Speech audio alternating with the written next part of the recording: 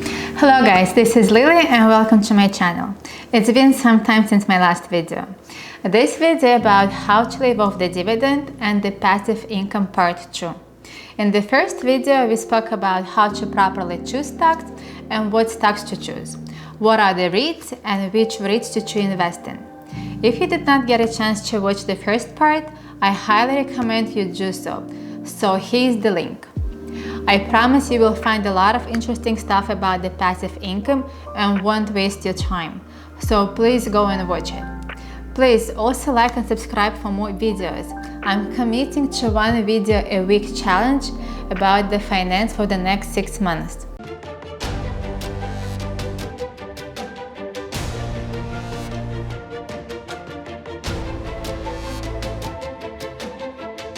Let's start. In the second part, I wanted to talk about our favorite form of investment, cryptocurrency. Yes, you heard it right. Dividends in crypto do exist, but more like in a form of interest rather than dividends of earnings distribution.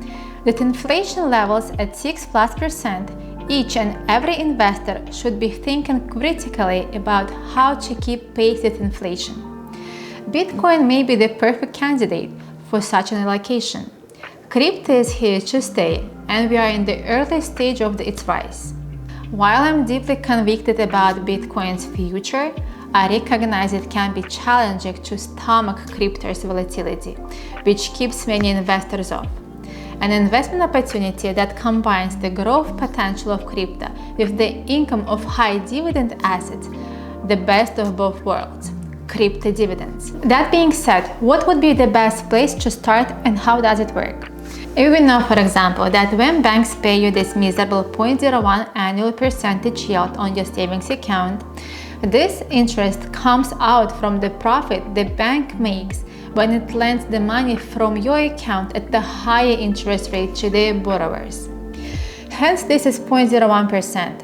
Who am I kidding? Most of the banks paying probably 0.9 to 0.15% a year, which is 15 times more. However, we as smart investors know that inflation is already at 6.5%, which means we are negative on our savings money returns anyway. There are two good things about the banks in the US. They are governed by the regulators and covered by FDIC, meaning that each depository per institution is covered with $250,000 in insurance. But even if you are that rich and can afford $250,000 and more to sit on your savings account with zero interest rates, there is no reason for you to diversify within the banks. Most US commercial banks are extremely safe haven to keep the liquid assets on, and even if you have $1+ million in the bank sitting and doing nothing, well, there is still no reason to diversify and split this deposit between 4 banks to stay under $250,000 insurance coverage.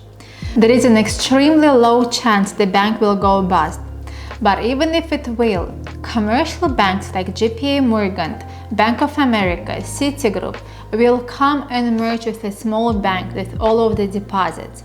And even if nothing is guaranteed in life except death and taxes, and well, FDIC, I see no reason to diversify within the banks and keep your stash within FDIC guidelines.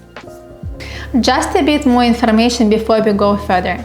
FDIC is a great invention made by the US federal government during the Great Depression in the 1930s to protect the public and to entrust them into the banking system. Don't think that I am trying to talk you out of it. It's not what we are here for. We are here for passive income, and let's continue our journey. Well, that's a quite jump from the FDIC insurance back to crypto investments.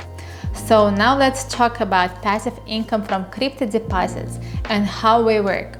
Are they similar to ones on your checking account that we described earlier at the beginning of this video? No, they are not. It is a different animal with a completely different risk approach. When you hold a Bitcoin, and let's just say you have 1 Bitcoin on your account, the price fluctuates, but you are entitled to 5% per year on the fractions of Bitcoin on your crypto account, so-called Satoshi.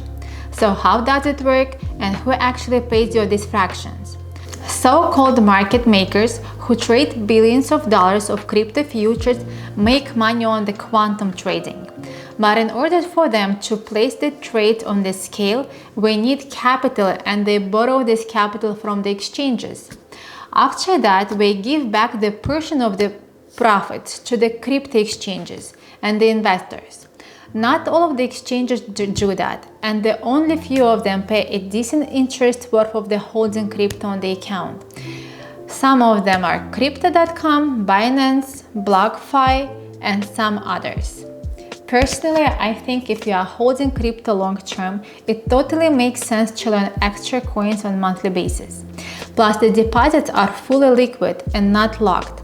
However, some exchanges such as Crypto.com offer better yield for locked deposits. Usually you lock your assets up to 90 days. In this case, we can rely on your deposit as a form of liquidity in the exchange.